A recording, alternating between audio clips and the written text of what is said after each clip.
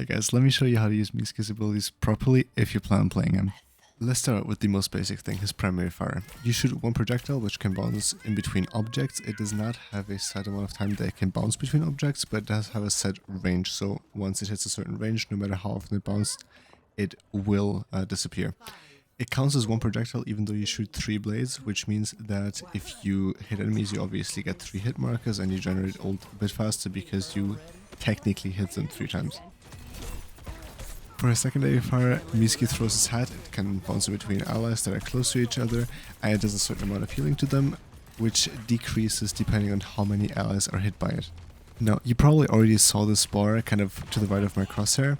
This bar fills up depending on the amount of healing that you do with your hat, as well as the amount of damage that you do with the primary fire.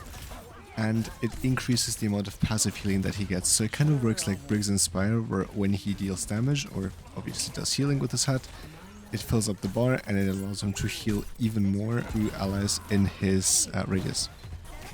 Now here you can see me use his E ability, which are his chains. It kind of works like an armor sleep in the sense that it locks the enemies kind of into place.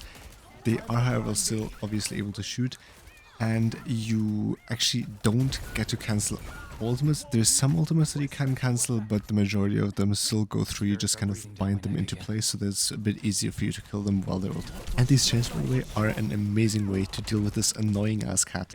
Now, as for his ultimate, it kind of works like a mix between Mauger's ultimate and Defense Matrix. So it blocks projectiles coming in from the outside, it heals your allies while inside, and does not block things like beams, for example, or Mizuki's hat, so an enemy Mizuki can still heal his teammates inside of your ultimate. Also, it only works from outside the ultimate into the ultimate, that projectiles are absorbed.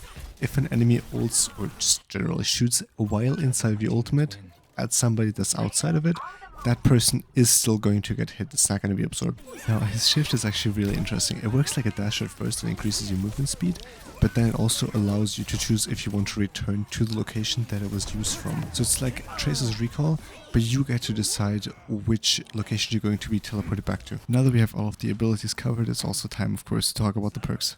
The first mana perk that he has is called Wellspring. It basically just increases the amount of resources, so the amount of passive that you generate for the damage and healing that you output, by 25%.